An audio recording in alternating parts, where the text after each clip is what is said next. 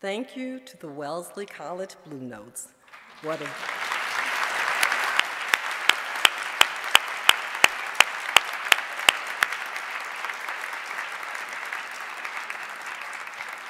a beautiful way to start tonight's ceremony. President Bottomley, distinguished alumni, students, faculty, staff, and guests, good evening.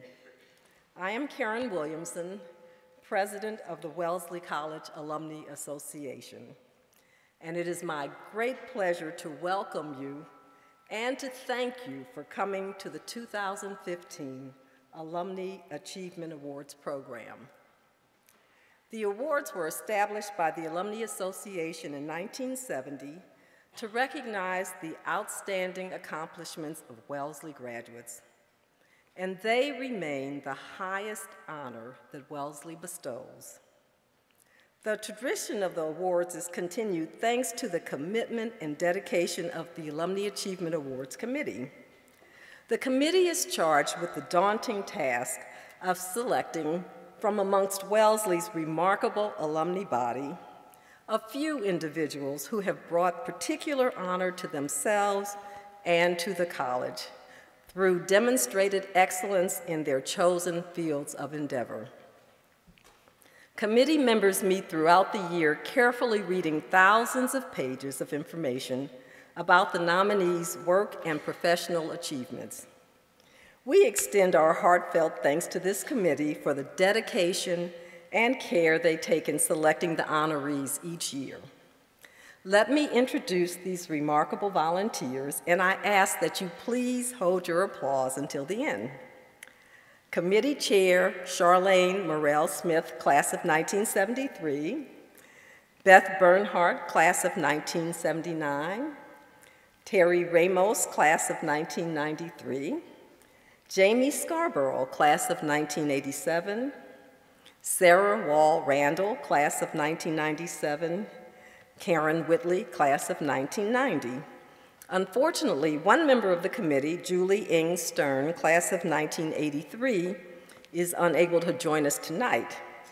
We are happy to have with us a member of last year's committee who helped select this evening's honorees, Kathy Clay, class of 1978. Unfortunately, former committee member Jennifer Hines, class of 1993, could not join us tonight. Thank you, committee members, for your dedicated service to the Alumni Association and the college.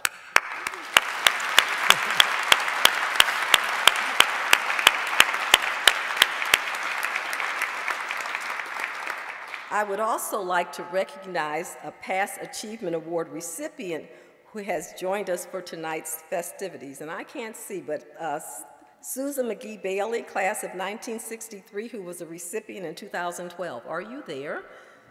And if so, can you stand up? I cannot okay. Great. And if I have missed, if there are any other recipients, please stand up and let's give them a hand too. But I can't, sorry, I can't see. Susan, you remain an inspiration to us all, and we are honored to have you with us tonight. And of course, our program would not be complete without our president, Kim Bottomley, here to help present tonight's awards. Kim?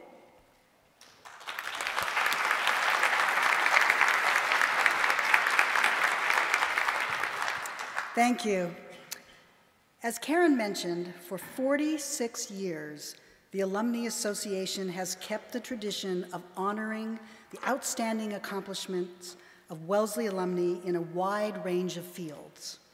Women who earn the Achievement Award are distinguished by their drive to make their own unique path in their life after Wellesley. Over the years, recipients have been drawn from the fields of business, education, medicine, the arts, science, social activism, law, international affairs, journalism, public policy, and community service, proving that a Wellesley woman's place in the world is wherever she chooses it to be, and that the only typical path for a Wellesley alumna is the one that she forges with the courage and passion of her own convictions. In just a moment, we'll present the 2015 Alumni Achievement Awards, but first, I'm pleased to present the Wellesley College Choir performing You Are the New Day. The choir is conducted by Lisa Graham, the Evelyn Berry Director of Choral Music and lecturer in music here at Wellesley College.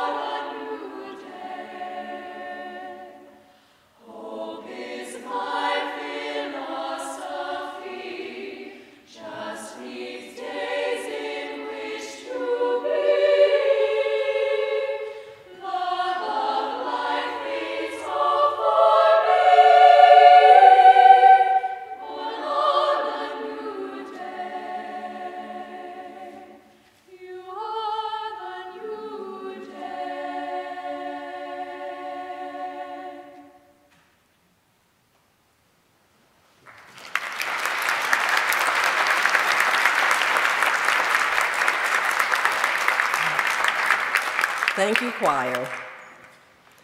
It is now my privilege and great pleasure to introduce to you the recipients of the 2015 Alumni Achievement Award. Suzanne Ciani, class of 1968, is an award-winning composer, recording artist, and record label executive in the electronic and acoustical music industries. Suzanne majored in music at Wellesley and went on to earn a master's degree in music composition from the University of California at Berkeley. In the 1980s and early 1990s, Suzanne's production company, Ciani Musica, was a leader in commercial scoring and electronic sound effects for numerous Fortune 500 corporations, including Coca-Cola, Merrill Lynch, AT&T, General Electric, Atari, General Motors, and Columbia Pictures. She created the pop and pour sound heard when opening a Coca-Cola can that was featured in Coke commercials.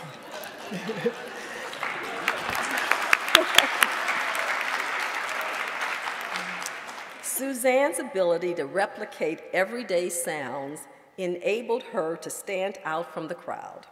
Her sound composition and contributions to advertising campaigns and commercials have earned her several Clio Awards, the advertising industry's highest honor.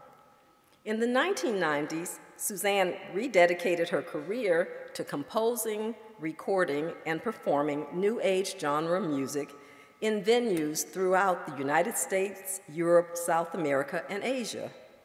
Her concert performances include numerous benefits for humanitarian causes. She released several albums through major record labels before the mid-1990s, when she founded her own record label, Seventh Wave. She subsequently produced more than 10 albums, including her 1997 Suzanne Ciani and the Wave Live, an Indie Award nominee, and Dream Suite, Pianissimo 2, and Turning, each resulting in Grammy Award nominations.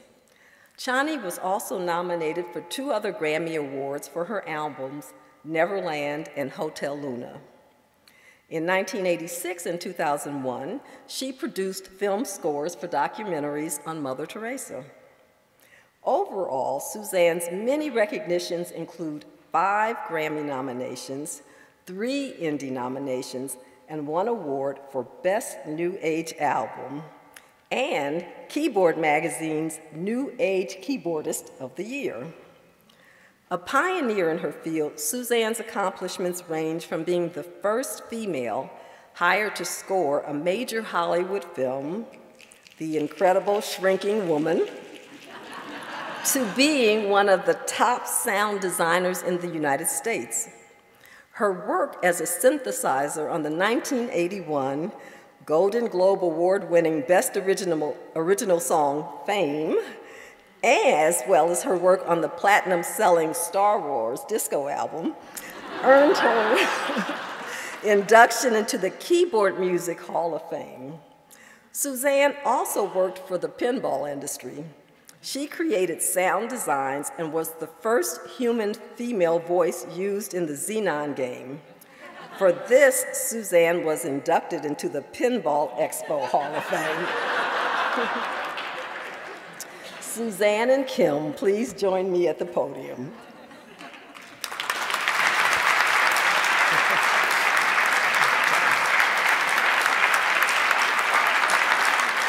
Suzanne, your music is renowned for its romantic, healing, and aesthetic qualities.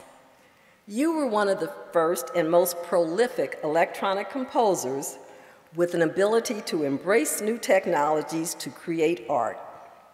Instead of recreating existing music in an electronic medium, which was the initial focus of artists, you moved the medium forward in new directions, bringing together a composer's ear and a creator's eye. You are known for working with and mentoring other musicians, especially women, generously sharing your talents and experiences. It has been said that you epitomize the concept of a successful composer and sound designer. You have been at the forefront of music technology since the 1970s. You are considered one of the most innovative electronic musicians of the last 40 years, and for this, Wellesley honors you.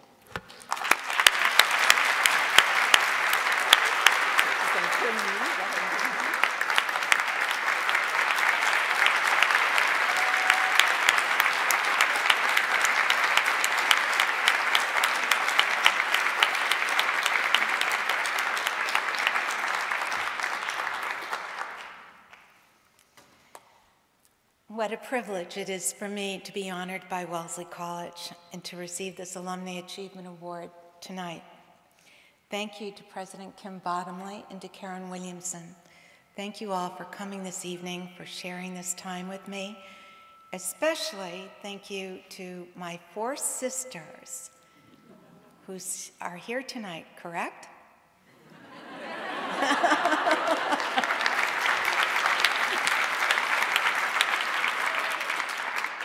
I was worried about the weather and having them come from Texas and California, Maine. Cambridge was easier. I might as well tell you right away that I thought Wellesley had made a mistake, because I knew that Hillary Clinton, Madeleine Albright had won these awards, and I wasn't aware of the breadth of recognition that they gave. So I'm very honored to be in the company of all the Wellesley women who have received this recognition, and I hope that in turn my life continues to reflect honor on Wellesley. I came to Wellesley knowing already that I was in love with music. I'd chosen not to go to a music conservatory because I had noticed how petty and competitive the musical experience was there. And I chose Wellesley. I mean, my oldest sister had chosen Smith, my next sister Mount Holyoke. So it's my turn for Wellesley. And in this beautiful place, I was able to pursue my passion for music. And I'm very grateful for the training that I received here. Good, solid training. But looking back, I can see that where my career went from here was completely unpredictable and completely unforeseeable. And in many ways, though, it started here. And so I'd like to reminisce a little bit about the trajectory of my career in hopes that some of you students might ponder the possibilities for yourselves in the unknown and unforeseeable. I first heard of the concept of electronic music while still a student here. My senior year, we became the sister school of MIT. And in 1967, I think it was, we went to MIT. And a professor there had taken the budget that was intended for something else, and he was trying to make a musical tone in this, the big university computer. This was before personal computers and before, I know it's hard to imagine those dark ages of technology, but it was quite an amazing thing when I heard this little sound emitted, and that planted in my mind a concept that would draw me forward continuously from that moment on.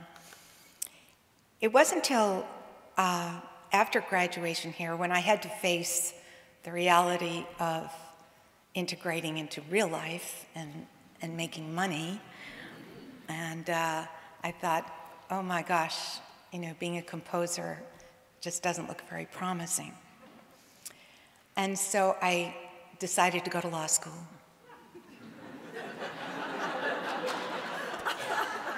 Nice, clear path. They had entrance exams. You could take them. You knew what was going to happen. So I took the exams, and I was told I had done very well, and that I could apply to any law school. But when it came to applying, I was told I needed a recommendation from the professor in my major, and that was Hubert Lamb. And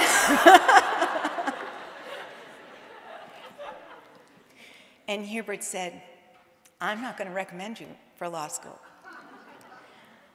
And I said, oh no, I mean, what's going to happen? Hubert was a classic professor. He had the pipe and the elbows and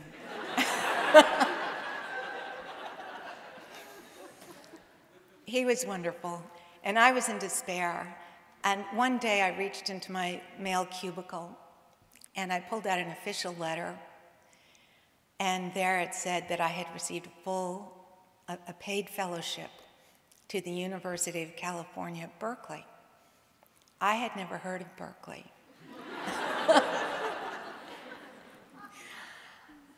And to this day, I really don't know how I was accepted there. It was the top graduate school in music at that time. But I think Hubert Lamb had something to do with it. So Wellesley was, entered my life at a very decisive moment. And only in a university college, okay, where you get that kind of intimate attention where your professors really know who you are and you're not just a number, and they do take an interest in your evolution and development. And that kind of attention that I got here really set my path for the unknown. So it turned out that Berkeley was the exact right place for me to be in 1968. One day,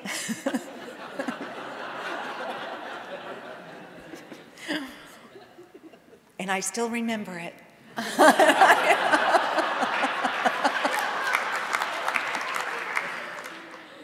So one day, I was playing Chopin in Hearst Hall, just in my, heavenly classical mode, and a rock came through the window.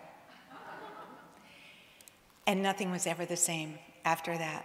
So all of a sudden, we were embroiled in the free speech movement, the People's Park, sit-ins, tear gas, women's lib. It was a very unhinged time, very unsettled time. And this was the perfect time for me to meet Don Buchla, who was the consummate inventor of the modular electronic music system that I then dedicated my life to. So I met Don Buchla in Berkeley, and at the end of my graduate school, when I again needed to consider making money, I went to work for him. So, and this was the first time that I'd found this concept since hearing it at MIT. So there was a certain continuity there. I went to work for Don Buchla soldering circuit boards, and I was fired day one. They had found a cold solder joint, and they just simply blamed the new girl. And I showed up the next day on time, and I said, "You can't fire me." And they didn't. I stayed. We had other interesting episodes there that I can't go into. But leave it be that I knew that the $3 an hour that he paid me wasn't going to let me buy one of these machines that I desperately wanted to have.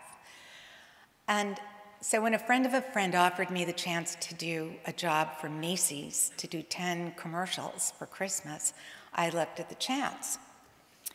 And this was an amazingly just unforeseen event in my life, that I could do what I loved, making sound design for these Macy's products and get paid a lot of money.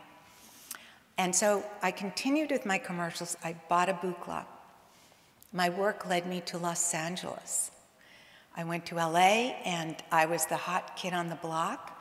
All the top film composers wanted to have Buchla lessons. I studied with Leonard Rosenman and Dominic Frontieri, and played on television programs, and it was just a very exciting time, but I didn't like LA. It just wasn't artistic enough. So when I was invited to go to New York to play a live Buchla concert, I went on April Fool's Day, 1974, and from the minute I landed at JFK and felt the energy of the city, I knew that I'd never be going back to LA. And I had everything put in storage, and I landed in Manhattan with just my Buchla. So it was an amazing, lucky thing, because I landed in Soho. I slept on the floor of Philip Glass, Philip Glass's studio on Green Street. And I lamented that, as a composer, there were a lot of artists in Soho. This was early Soho. And they had something to sell. They had drawings and paintings. And as a musician, there was nothing to sell because there were no CDs. There was nothing that you could make. You had to have a record deal if you wanted a product, if you wanted your music solidified in something. And I went to all the record companies, and they said, "Hey, you're a girl. Why don't you sing? Why don't you play the guitar?" And it just was a total mismatch. We weren't speaking. So I thought, okay, that's not going to work. and I continued to do commercials so that I could make the money to produce my own recordings. Show me the money, I thought. And I found the Red Book, which was a book with all the advertising agencies listed in it. And I picked the 20 biggest ones and started at the top. My big break came with Coca-Cola. I had been stood up with the music director for over a year, until finally one day I went ballistic. I showed up at an appointment, he wasn't there. I said to the secretary, "Where is he?" She gave me the address of the studio. I marched over to the studio in Times Square. I marched into the control room and I said, "You had an appointment with me." And he goes, "Whoa, whoa, who's that?" And at that moment, this is so bizarre, unforeseeable, there was a Coca-Cola jingle playing on the loudspeakers. And there was a little space in it, just a blank space. And Billy said, "Can you do something in there?" And I said, "Yes." He said, "What do you need?" "My buchla." "Go get it." So I went and got my buchla, and that day, that infamous Pop and Pour logo was created, and I hit the jackpot.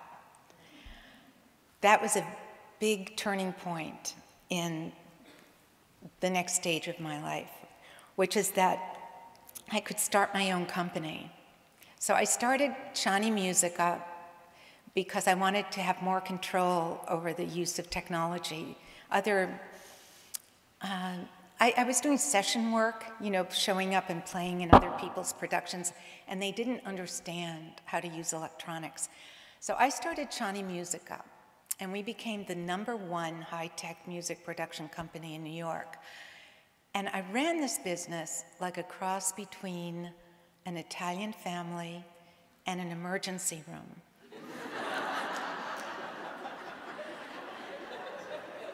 Because my father was an Italian surgeon.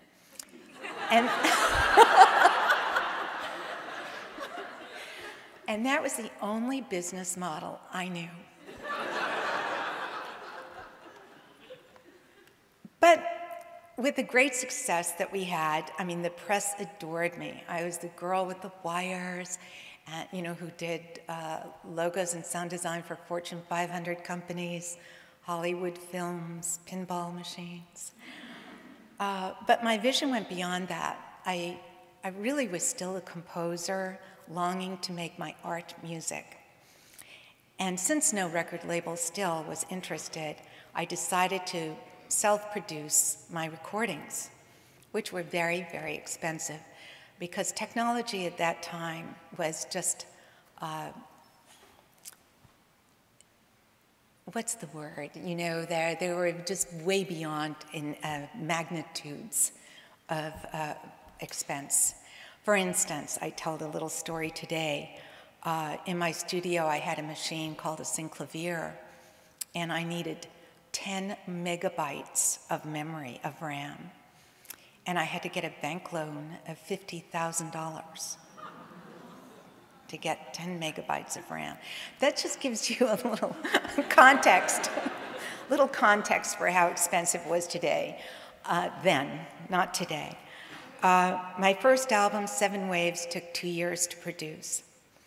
And my second album, The Velocity of Love, had a title song that just hit a nerve and became #1 on radio, new radio stations that were just starting to play what was called New Age music. And so the other thing I like to talk about Velocity of Love is that NPR said it was the worst album of 1985. No such thing as bad publicity, So.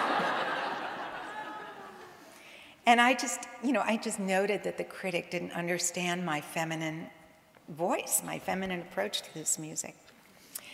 So I called my compositions waves, and they were a shape of a wave. So it was a feminine form, an architecture. It built to a climax, it receded. My first album was all connected with the sound of waves. It was one big feminine relaxing, beautiful, calm experience. But the recording process was not necessarily calm because of all the pressure. When you're paying hundreds and hundreds of dollars for an hour in the studio, that's how expensive it was back then. I needed a mantra to keep myself centered and calm, because disasters happen all the time in technology. You know, it just doesn't work, and there you are paying for it. So my mantra was, there is nothing to do and everything will get done. And it just made the experience of recording utterly joyful. I had no fear, I had no worries, it was just something that was meant to be and would be. I have noted later from this vantage point that sometimes the worst things that happen have a silver lining. After 19 years, I left New York City in a rush because I'd been diagnosed with an early breast cancer. And I thought that meant that my life was too intense and that I needed to change. So I moved immediately from the center of Manhattan to the end of a dirt road on a cliff overlooking the Pacific. And I've been there for over 20 years now. And there I've concentrated on my artistic work. There I formed my own record label, Seventh Wave, named for my first album. And I've continued to make my recordings. I've made 15 recordings, 10 on my own label. I always say never, because I used to say that I would never return to acoustic music. And then I said I would never return to electronic music. And I am. So right now, after 20 years playing the piano and writing for orchestra and jazz ensemble and all kinds of, I'm back again in electronics. And it's very exciting. I went today to some classes and I was just amazed at the new generation's grasp of what's going on in music technology. It's almost exciting as it was the first time. Technology taught me to live with the unknown, to be flexible, to wake up every day and to see what was new. It is very likely that many of you who are graduating will enter into a realm of the unpredictable and unforeseeable. The world is changing ever faster and faster. So I can really give no advice, though there are some things that I've discovered for myself. And one is that fame and fortune are not goals. They're not end goals. Wanting to be famous or wanting to be rich, at best, those things are tools in the service of the things that you really do care about and the things you love. So all I can say is find your passion, find what it is you love, something you care about, and realize that your desires are yours. They are nobody else's. They're yours and you should have them. Give yourself to something you love. It takes all your energy to accomplish any goal, so it should be in an area that you care about. And have fun. Remember, there is nothing to do, and everything will get done.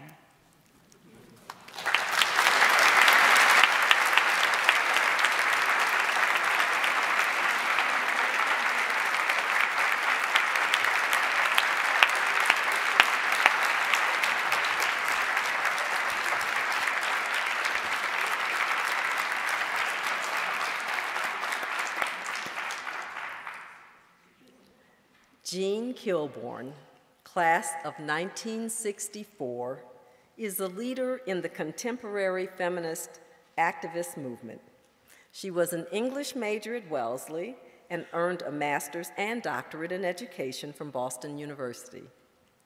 As the creator of the critically acclaimed documentary film series, Killing Us Softly, Advertising's Image of Women, Jean exposed the pervasiveness of negative images of women in popular culture and the exploitative nature of the advertising industry. As an advocate for public health, she has created documentaries that highlight the social impact of how the media glamorize alcohol and tobacco use to consumers. In addition to her film work, Jean is the author of several books, including Can't Buy My Love, How Advertising Changes the Way We Think and Feel, in which she discusses advertising's effects on gender roles, alcohol, substance addiction, relationships, and the objectification of women and men. This book won the 1999 Distinguished Publication Award from the Association of Women in Psychology. Jean has also served as an advisor to 2 surgeons general, and in 1993 was appointed by the U.S. Secretary of Health and Human Services to the National Advisory Council on Alcohol Abuse and Alcoholism. She holds the honorary position of Senior Scholar at the Wellesley College Centers for Women. Jean has received numerous awards, including one of Boston University's highest Alumnae Awards in 2009. In 2010, she received the National Eating Disorder Association's Profiles in Living Award. And in 2012, the Common Sense Media Award for her landmark work advocating for women and girls in the media. In 1995, Jean received the Women's Image Now Award from the American Federation of Television and Radio Artists, whose previous recipients include Barbara Walters and Betty Furness. She was featured along with several well-known feminists in the 2011 film Miss Representation, a film described as a crash course in media literacy for the internet generation. She was also highlighted in the PBS series Makers, Women Who Make America, that interviewed 100 women pioneers who have shaped the world in which we live. An avid lecturer on college campuses, Jean has twice received the award for Lecturer of the Year by the National Association of Campus Activities.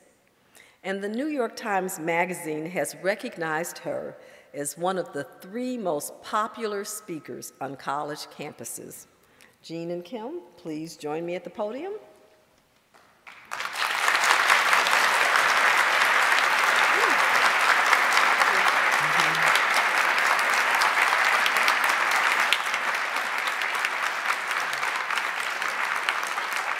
Jean, you are internationally recognized for your groundbreaking work over the past 40 years, raising public awareness of how women and young girls are portrayed in the media. Your work was among the very first that explored the connection between advertising and public health, including its relation to tobacco and alcohol addictions, eating disorders, and violence towards women. Even industry magazine Adweek called you a prophet, calling out in the wilderness for fundamental change in the way we communicate publicly with one another. Your previous awards have noted that no one has done more to improve the image of women in the media than you. Simply put, Jean, you changed how advertising views us and how we view advertising. For this, Wellesley honors you. Thank you.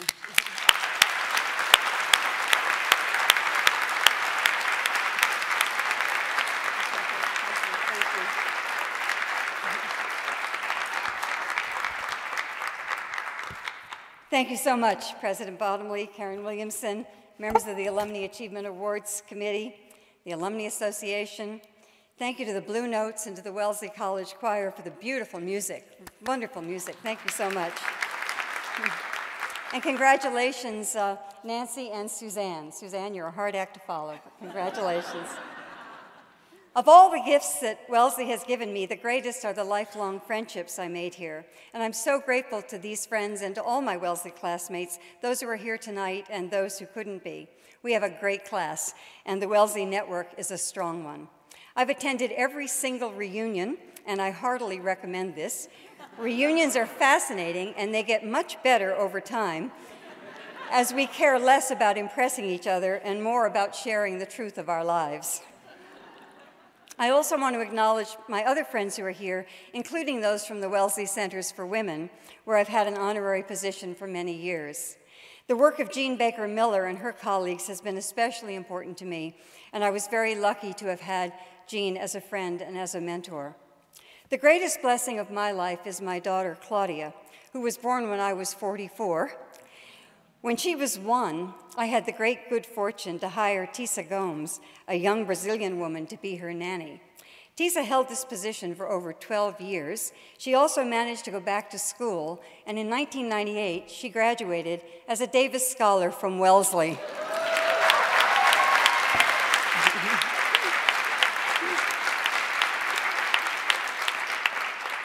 We are family, and she's here tonight.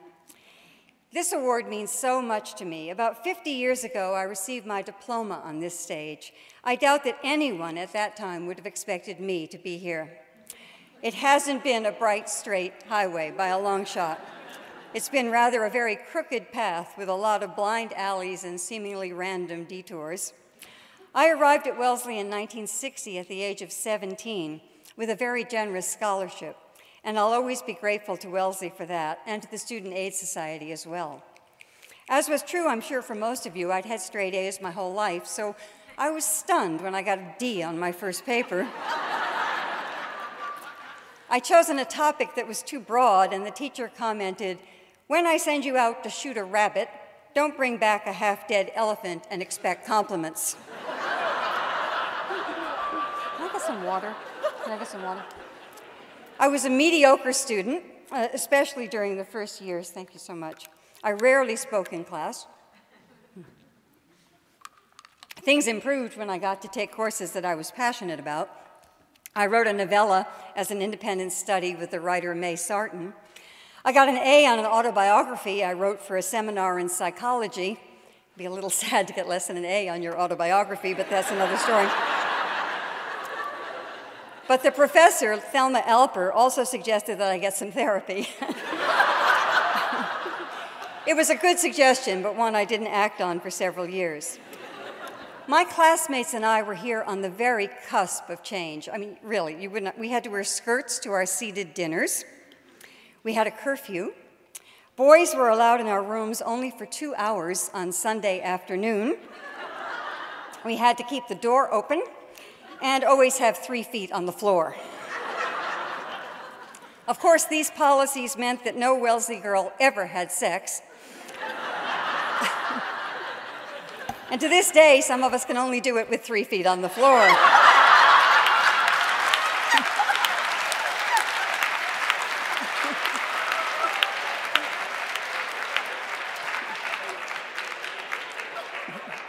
You can't take this back now, can you? We were overwhelmingly white. There were, of course, no lesbians, not a single one. The only real diversity was economic, and I just delight in seeing the rich variety of students here today. There was no explicit feminist consciousness then, and yet all the leaders were women. The president and most of the deans were women. Everyone who spoke up in class was female. We were in a bubble in which women were first class. When we left, it was very difficult to accept being second class in the world outside.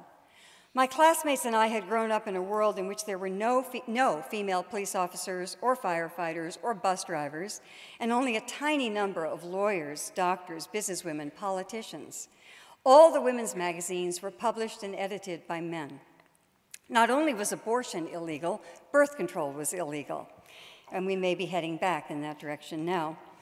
I left Wellesley a different person from the girl who arrived. I'd learned to write and think critically.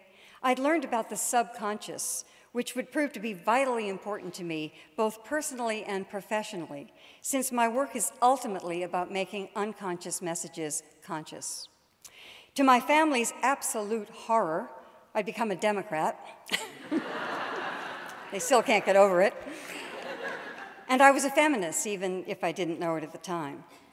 The world we emerged into in 1964 was about to enter the history books, and Wellesley had taught me a great deal about how to navigate and participate in it. The civil rights movement, the Vietnam War, the women's movement. My involvement in the My senior year, I won an award from Wellesley that enabled me to spend the following year in London working for the BBC. I went to secretarial school after graduation to prepare for the job. After London, I spent a second year abroad in Paris. This sounds so glamorous, but I was a secretary there, too, working for a Neanderthal. If I corrected his grammatical errors, and they were plentiful, he made me retype the letters and put the errors back in. A couple of years later, I was back in the States in a series of mindless jobs. The options for women were very limited. I was a waitress, I was a secretary. Some brief forays into modeling were seductive but ultimately soul-destroying, but they played a big role in my lifelong interest in the power of the image. One of my jobs was placing ads into a magazine, and one of these ads changed my life. It was a typical ad. It was insulting to women, it was demeaning, and yet at that moment, it somehow crystallized so many of my experiences. The sexist slights, the terrible jobs, the sexual harassment, the catcalls, the objectification. I thought, this is atrocious, and it is not trivial. I began collecting ads and putting them on my refrigerator with magnets and gradually seeing patterns and themes. A few years later, I did the same with alcohol and tobacco ads. I couldn't have said when I was at Wellesley that I wanted to create slide presentations about advertising and become a lecturer because the field didn't exist then. I basically created it, but Wellesley had given me the skills I needed to do this. Mainly the critical eye I developed while studying literature and art history, but also the refusal to be second class, the outrage at all forms of discrimination and injustice. Thank you. My involvement in the anti-war movement and the women's movement led me to become a teacher. My slide presentations were effective with my students, and I was invited to speak to larger groups. But, like most people, I had a terror of public speaking. And in those days, some people were upset by women speaking publicly, let alone about feminism and sexism. But I had something I really wanted to say, something I was passionate about.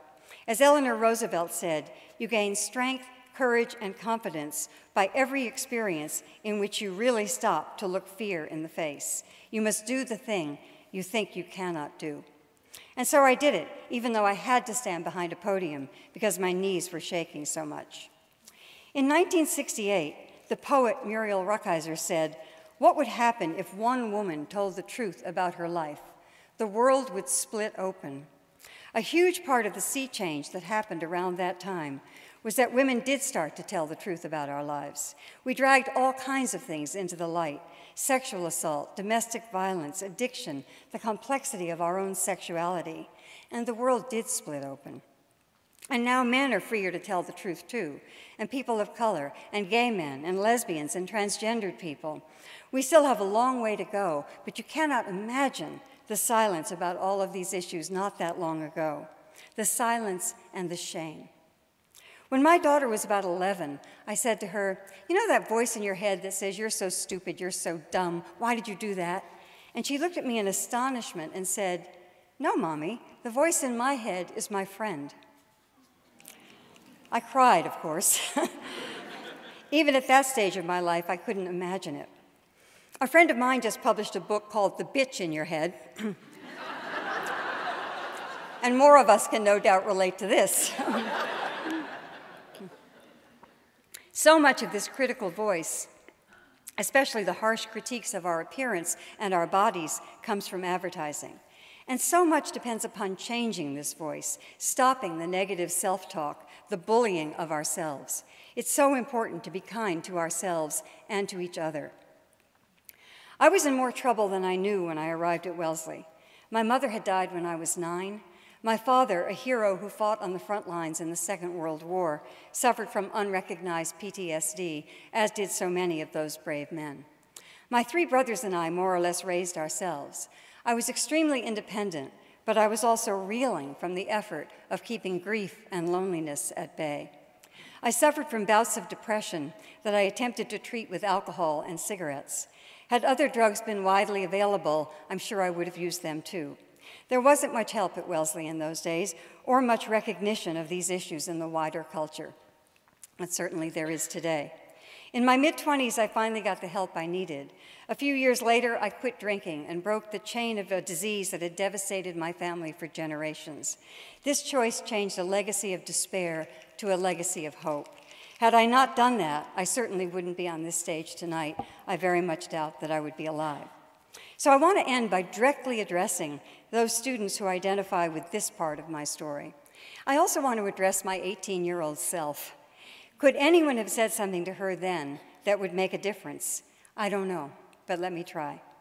You have a right to be here. Your past does not have to be your future. Your broken heart can be healed. If you're in trouble, if you suffer from depression or anxiety, if you use alcohol or other drugs too much, if you have an eating disorder, if the voice in your head is never your friend, get some help. And get it now, don't wait.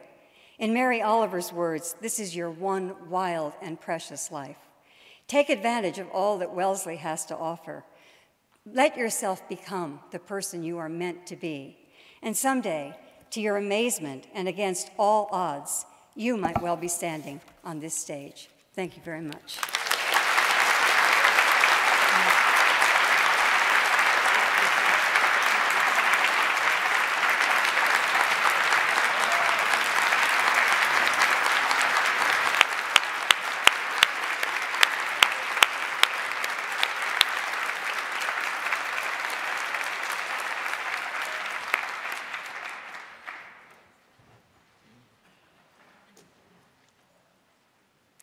Nancy Kornblith Kopp, class of 1965, is the consummate public servant. Nancy was a political science major at Wellesley and then earned her master's degree in government from the University of Chicago. Nancy began her political career serving 27 years in the Maryland State Legislature, where her colleagues named her one of the 10 most effective members. In 2002, she was elected state treasurer and is now in her third term. Nancy is only the second woman to be elected state treasurer in Maryland and is currently the only woman serving in a constitutional office in that state.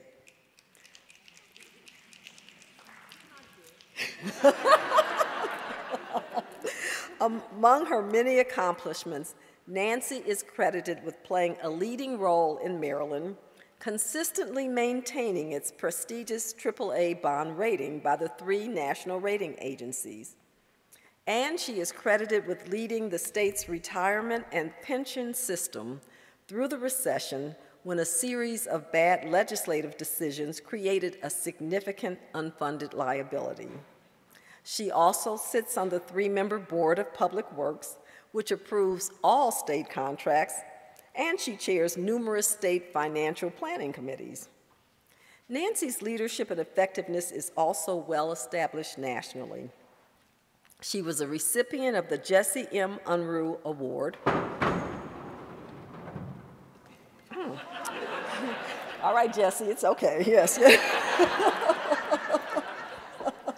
From the National Association of State Treasurers, an award given for outstanding service to the association, the profession, and the state of Maryland.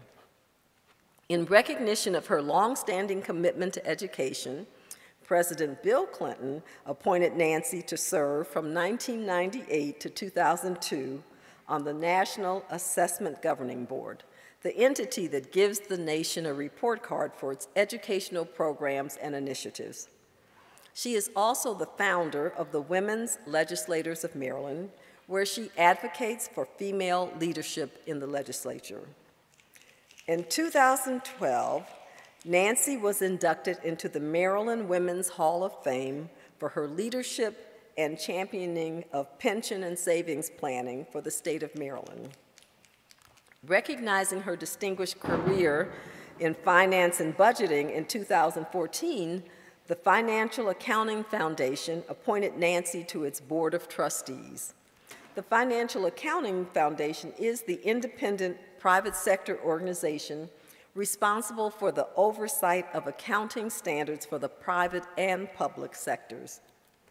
Nancy has received many other awards for her public service, including awards from the League of Women Voters and the Maryland Victim Advocacy Network. She has received honorary degrees from Goucher College, Hood College, the University of Maryland at Baltimore, the University of Maryland University College, and Towson University. Nancy and Kim, please join me at the podium.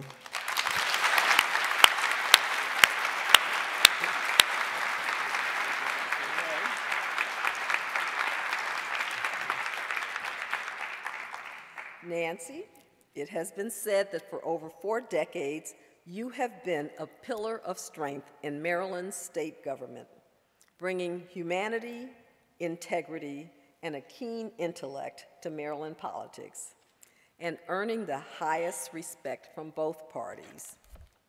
You are praised as a leader among peers, frequently sought after for your insight and counsel. You are a devoted and inspiring mentor to others, in particular to women in public service. You have made significant contributions across a broad range of public policy areas, and with effective public outreach, you have worked continuously to improve the lives of others. Nancy, you are not only the treasurer of Maryland, you are also a Maryland treasure. And for this, Wellesley honors you.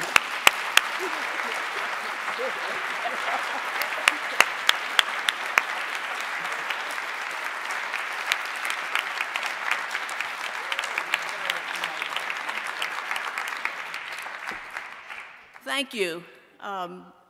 Thank you, Karen. Thank you to the committee. This is an unbelievable honor. I'm really rather taken aback by it, especially after listening to Suzanne and Jean, who really are path breakers of the highest order. And I am so proud to be associated in any way with them. It's a great honor. I have to tell you, when I was first asked some time ago about the impact of Wellesley and my relationship with Wellesley in both my personal and political public life, I started to think, and it didn't take very long for me to realize that, in fact, it has been total. People might say that, but it has been total. In fact, I probably wouldn't be here anywhere if it were not for Wellesley. And I do have to pay tribute to a couple of people who are not here. The first one being my mother, who was in the class of 1938, and her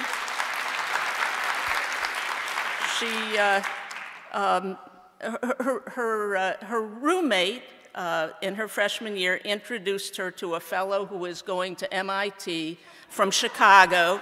And several years later, in fact, they were married. And some years after that, I was born. And then my younger brother, Richard, whom I hadn't expected to see tonight, who has flown in from Los Angeles.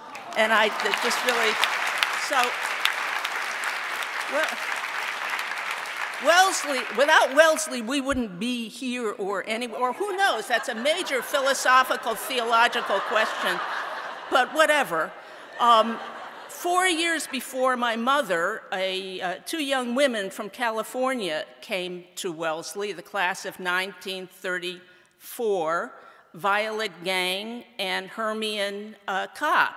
And they began talking, and the next thing you knew, it didn't take too long before Violet was married to Hermione's brother, Bob. And some years later, Violet had a son, Robert Kopp, who is sitting right here, and 2 daughters, Liz Kopp, who is in the class of '67, and Kathy Kopp, who escaped Wellesley, but only got as far as Radcliffe, and have been wonderful sisters for me. Actually, I knew Lizzie before I knew her brother. It's a rather interesting story because Barbara Levy from Schenectady married Lester Kornblith from California, from Chicago, and they later moved to California. Violet Gang married Hermione Kopp's brother, and some years later, when he had died at an unfortunate young age, married and moved to Washington. And slightly subsequent to that, the Kornblith family moved back to Washington. And there were Violet and Barbara addressing envelopes to a Washington Wellesley Club benefit one afternoon and started talking about their children. And the next thing you knew, here we were all together in one big family. So I owe everything in my personal life to Wellesley.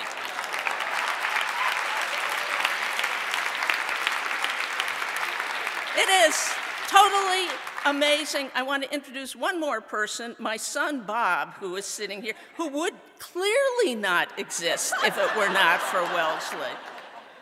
I came to Wellesley in 1961, which was a heady year for young political scientists. We had just elected a wonderful, charismatic young president. The world was turning. We were going to be going up like this, and most of us became political science majors, I think, in that great feeling. I graduated in '65, and so much had happened in those years. President Kennedy, of course, was gone, wiped out. I remember where I was. I was studying in a carrel in the basement of the library here when my roommate came and told me. I didn't believe it. I think many of us did not believe it, but we went back and watched television. Of course, we did. And then came some great accomplishments by the man we had not supported for president, actually, Lyndon Baines Johnson, who, if he had not gotten immersed in the muddy swamps in Vietnam, I think would be rated as one of the greatest presidents, because it was under President Johnson that we got equal pay for women to the extent that we got it. At least it was legislated. The Civil Rights Act, the Elementary Secondary Education Act, and so much more. Well, there I was at Wellesley studying, and Wellesley and Vassar had just created the Wellesley-Vassar internship program in Washington. It was one of the first Washington programs for women, and I jumped on it. And an interesting experience, these things resonate throughout everything you're going to hear. I had decided that I was going to take an internship and be at the Office of Management and Budget, OMB, because that's where the decisions were made. So I went there, and I had 2 interviews, and I was going on my way to a 3rd one. This was the summer of 1964, and the man who had interviewed me, they were all men who interviewed us, the man who had interviewed me had given me a piece of paper to take to the 3rd interview, and he hadn't put it in a manila envelope or anything, and I thought, if that's the way it was all right for me to look at it. And I did, and what he had said is, she is very nice, but we have enough girls already. So I decided they probably did, and I was not interested in being another girl at OMB. And I went back to the internship people, and I said, that's not for me. I want to be on Capitol Hill anyhow. And I was placed in the office of one of the few women in Congress, Edith Green from Portland, Oregon. Well, Mrs. Green was just marvelous. She was an inspiration, but she was very, very tough also. She was very involved in the fight for equal pay. She was very involved in civil rights and ESEA. She was also very involved in the Democratic Party. And so she took me with her when she went to the Democratic Convention in 1964. 1964 was a pivotal year for a number of reasons, many of them playing out before the Credentials Committee at the convention, on which she served, and therefore I staffed. And I was talking to wonderful students today, and since it's a story people didn't know, I've decided in the next stage we've got to make this story very clear, because the issue before the Credentials Committee was the question of who represented the state of Mississippi. There were two parties, the Mississippi Democratic Party and the Mississippi Democratic Freedom Party, which was led by a very courageous and wonderful woman, Fannie Lou Hamer. And the fight was fought out, and the old guys won.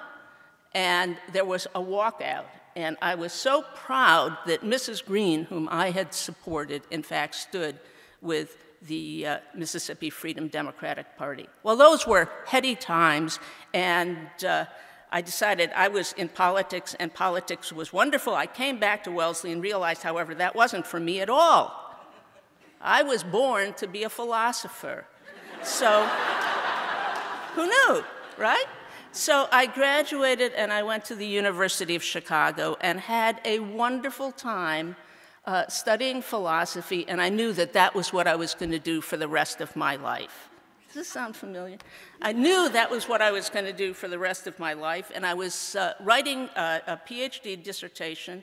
I do have to tell you, there was a one time that this great professor gave an A+, and he gave it to me. It was wonderful. It was for a paper on Spinoza, the concatenation of causes.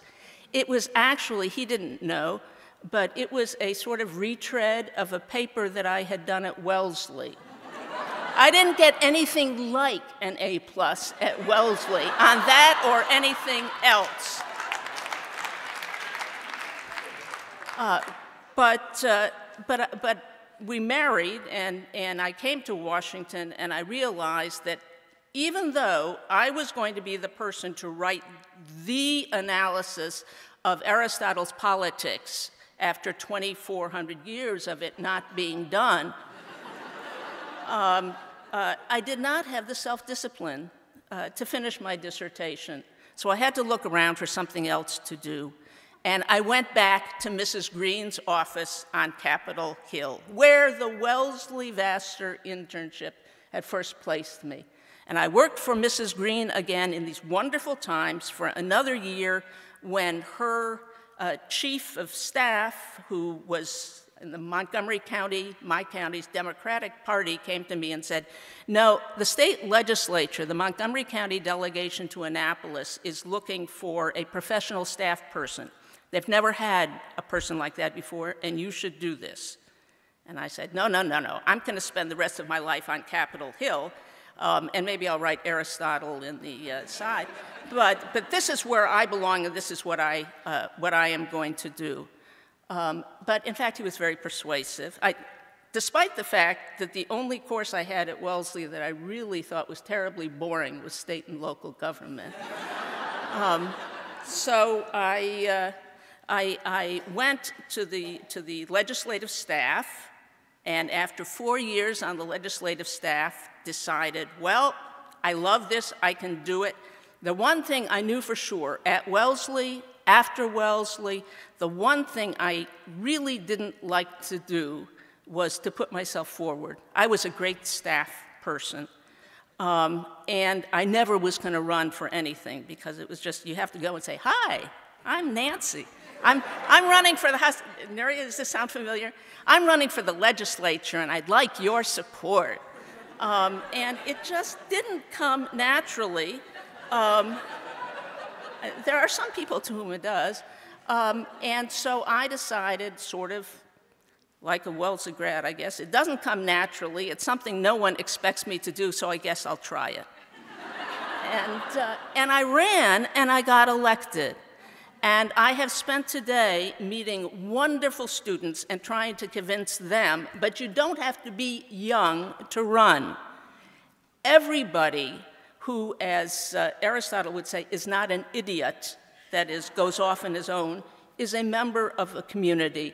And you get a great deal from the community, and you have an obligation to give it back. Does this sound familiar to Wellesley? Does it? Well, the thing I didn't realize was even when you do these things that are sort of unnatural things, they are immensely rewarding. And so in those 27 years in the legislature, we were able to do things that they're not the sort of things on the great world stage, but they make a whole lot of difference to certain people whom they actually touch. They range from things like, it's hard to believe, but in those days, a woman could not get a credit card on her own name in Maryland. You had to do it in the name of your husband or your father until you were, I think, 25 years old. Well, we passed a law in Maryland that said, no, that's not good anymore. And we were able to do things like create specialized foster care for children in need. There are tremendous things you can do for your community if you're willing to push yourself forward. The other thing I learned, however, is you don't have to run for office. You can work with people who accomplish as much or more. And one of the first people I met in Annapolis when I had run for office has given me the great honor of coming here tonight. Eloise Foster, who, if you are looking for a real role model, let me tell you folks, Eloise is it. Because Eloise came, she decided she was going to be on she was the best, most knowledgeable staff person that existed in the legislative staff, and then decided that was very interesting. This is the short version. The next thing you know, she is a governor's secretary of budget and management, which is the job in state government, did that for a governor, went off and worked at the University of Maryland, came back and just finished last month another two-term stint as Secretary of Budget and Management for a completely different governor who recognized quality when he saw it. Eloise did this herself. You talk about role models in Maryland. Eloise is, and has always been my role model. Yes.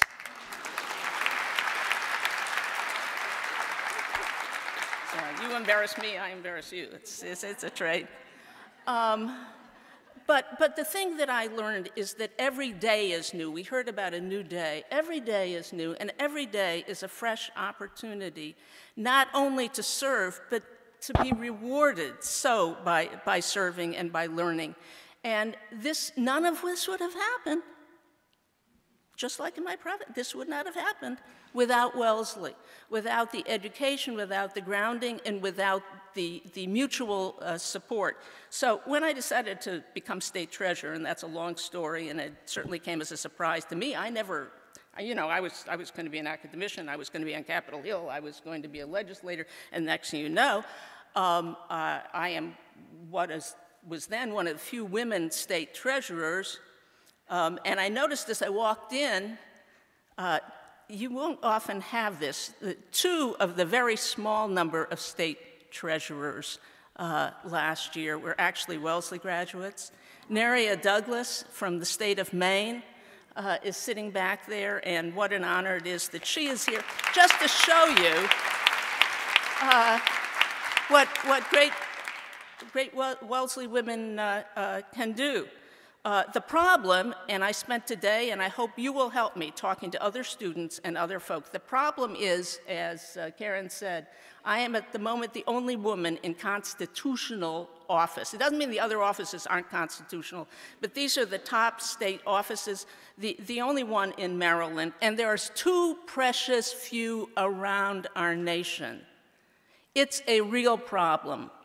In the public sector and in the private sector, and this is my plea to the students, and again, you don't have to be young to answer this plea. In the private sector as well as the public sector, there is no doubt, I have learned, that there is a positive correlation between diversity of corporate boards, and I'm sure you've seen this, diversity of corporate boards and performance on the bottom line. No question about it. And yet, every year and every day, even though every day is a new day, you have to keep pushing. So I had a wonderful day on campus today. The students here are so inspiring and so exciting that when I leave them with this message of this is what I owe Wellesley, now you start thinking about what you're going to owe Wellesley and the world, because everything you think of is enormously rewarding. I wish you would help me when you go back to your communities, when you go back to your families, to keep pushing. It's not trite. It's not a platitude. It is absolutely essential. What is long fought and hard won can be easily and quickly lost. And people have to understand that. There are questions today that are up for debate than one would have thought were final years ago. But one thing you learn is that nothing is final. So I take this today, this award, not only as a great honor, but as a great inspiration and a push for me, and I hope for everyone here to continue to go forward, keep the progress, and keep it moving, because without you, it won't happen. Thank you.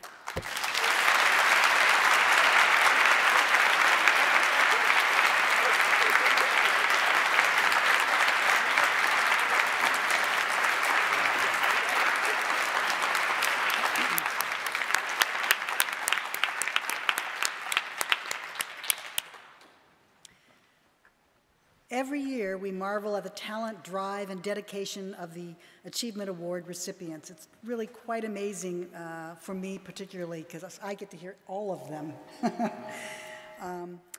What they have gone on to accomplish in their post-Wellesley lives is truly amazing. They are extraordinarily gifted, sharing the determination of all of our graduates to make a difference in the world. We can take pride in their achievements and let them inspire us to bring the same passion and commitment to our own pursuits. The oak tree, which is on the pin, was selected as a symbol of the Achievement Awards because it represents the strength, quality, and durability of the college and her alumni.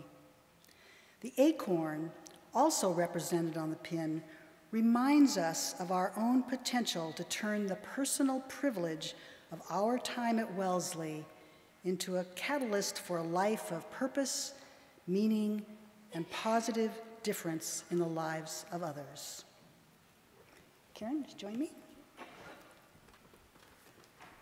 Thank you, each and every one of you, for joining the Alumni Association in honoring these remarkable women. At the conclusion of the ceremony, we hope all of you will join us downstairs in the ballroom for refreshments. Thank you again to the Wellesley College Choir and their conductor, Lisa Graham, and the Blue Notes, who have lent us their talents. And please join me in thanking our Alumni Association staff for this wonderful evening.